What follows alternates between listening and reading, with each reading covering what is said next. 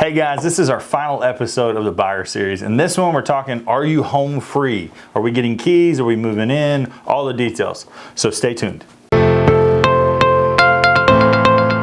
Welcome to the Buzz, Coffee and Real Estate, and we're just jumping in on really our final episode of what does it look like we've finished all of our inspections and appraisals, those last minute details just leading up to closing and right through closing.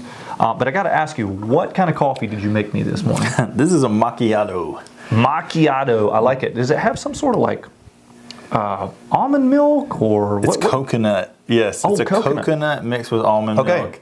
And then on top of that, it has a little bit of coconut sugar and a little bit of honey. Okay, all right. So no coffee shop. This is the Josh Jones coffee shop, and it's really nice. But all right, so let's jump in real quick. So in some of the previous episodes, we've jumped through really all of the big hoops. We've gone under contract. We've done all our inspections, appraisals.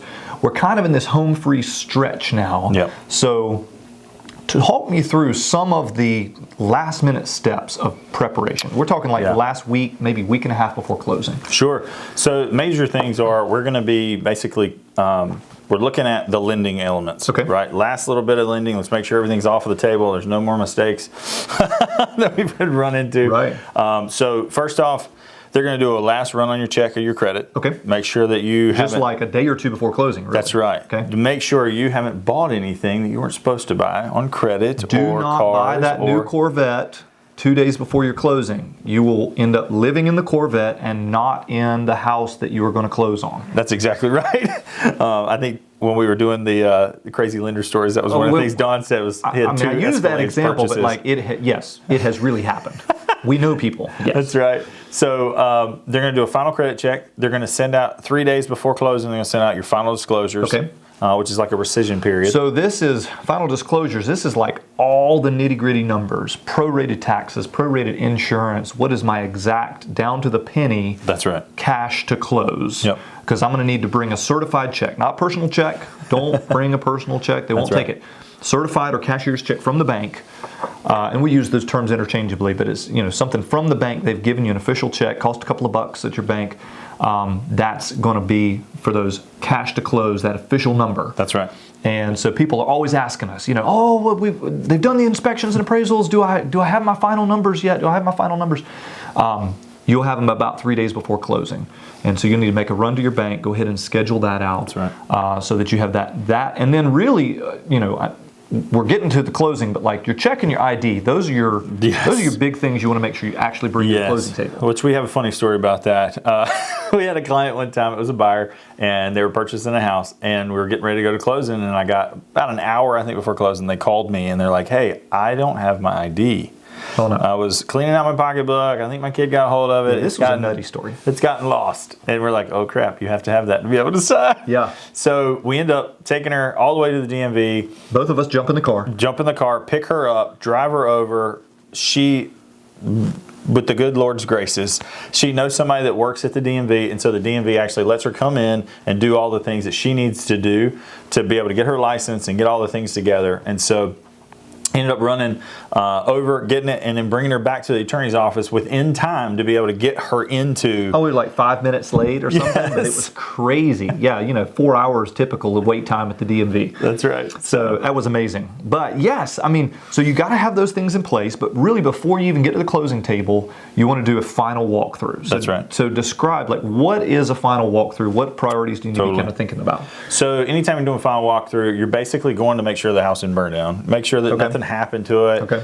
For me, I have a funny story. We had one time where the buyer went to go check out a house, and we walk into the garage, and the hot water heater had busted. This is on closing day. On closing day, and it's like flooding water all over the garage. Oh my word! I mean, we're talking like going up on the drywall, across the floor, leaking out the front door. We kind of were like, why is it so wet out here? Oh no! And needless to say, the hot water heater exploded. So we had to, of course, call the listing agent, say, hey, we got a problem. And then they had to get a plumber over there and swap it out and so forth.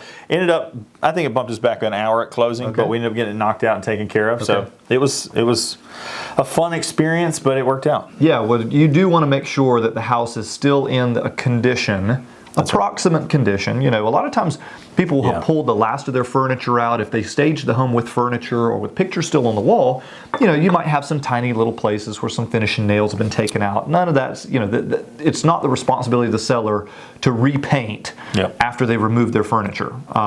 So you're going to have those little types of issues. But yeah, I mean, I had one just recently where we had water in the kitchen floor. That's right. And we had the dishwasher that was leaking. And, okay, hey, we got an hour to work on this. We got 2 hours to solve this problem. And sure enough, we got it worked out. That's right. But that's rare. Typically it's, hey, opening the front door, making sure everything looks right, smells right, all of that, just to navigate that last little piece of the house hadn't burned down, nothing's exploded. Everything's good to go. Everything's good to go, so we can go sign. Because as soon as you sign, now it's your problem. That's right.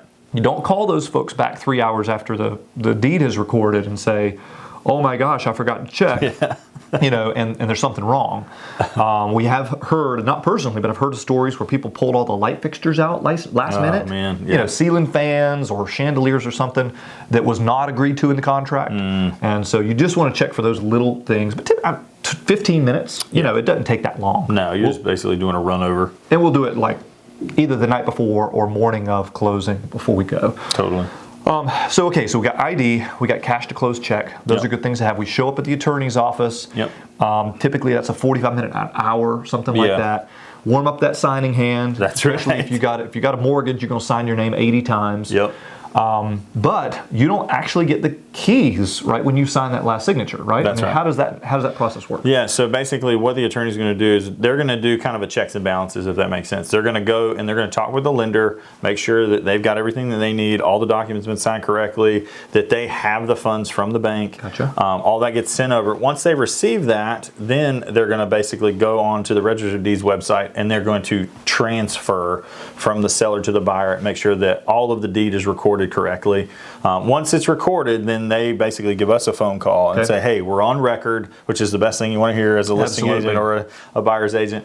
We are on record, and that means that they can give checks away, they can give out keys. It's officially your house, and you can start your move-in process. Sure.